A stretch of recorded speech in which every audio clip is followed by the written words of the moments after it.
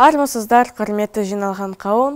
Мен Көкшетау қаласындағы Назарбаев зияткерлік мектебінің 8-ші А сынып оқушысымын. Менің атым Болат Ермек. Бүгін мен сіздермен менің Назарбаев зияткерлік мектебінің компетентті мұғалімі туралы көз қарасымен бөліскім келеді. Ал енді дефиницияға тоқталсақ, компетентті мұғалім педагогикалық жұмысқа дайындылығын жоғары деңгейде көрсете алатын, нақты психологикалық сапалардың бойында жинақтаған мұғалім. Now I want to share you this structure, the structure of educating. Such a structure was when the first schools were built. As you see in this structure, teacher is quite higher than a student. So in a very old times, students were not a really person to a teacher. Teacher could punish student, could even beat him. But in a way of evolution, something has changed, and we see that students have become a teacher's friend. That means that now student can talk to teacher. Student can see friend in a teacher, and teacher can see friend in a student. They all can to support each other. They can share their opinion, and student can share his knowledges which he has get from the internet or from a book. In the next diagram you see the next structure of giving information. So when the first schools were built, I will repeat, teacher just gave information to students and students were listening. It was boring.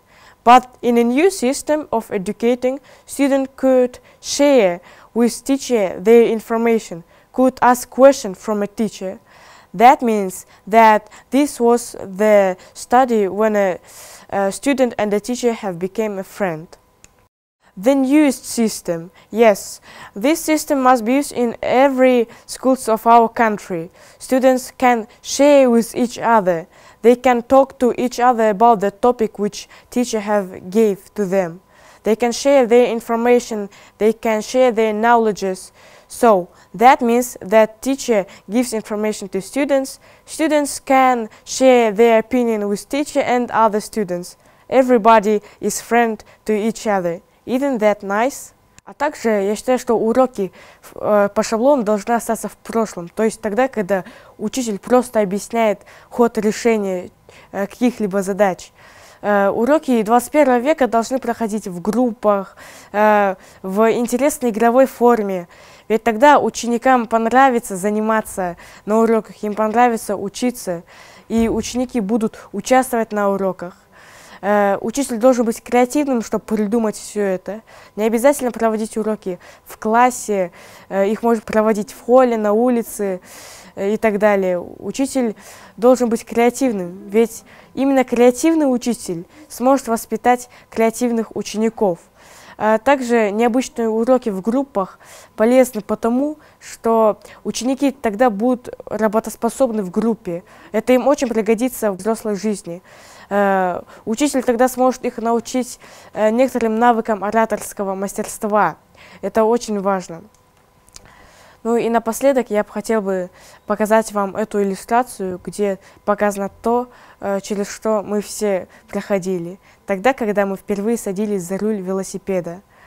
Наши папа и мама всегда сначала держали руль и сидушку. Затем, когда начинали чувствовать, что их дочка или сын начинает чувствовать велосипед, они держали только сидушку.